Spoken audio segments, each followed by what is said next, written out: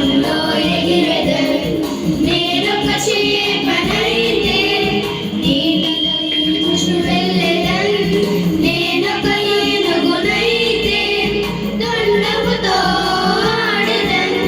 దేవుడు నన్ను తన రూపులో చేసెను. నేను పొట్టిగా ఉన్నా, పొడుగుగా ఉన్నా, సన్నగా ఉన్నా, లావుగా ఉన్నా, దేవుడు నన్ను అందంగా సృష్టించెను.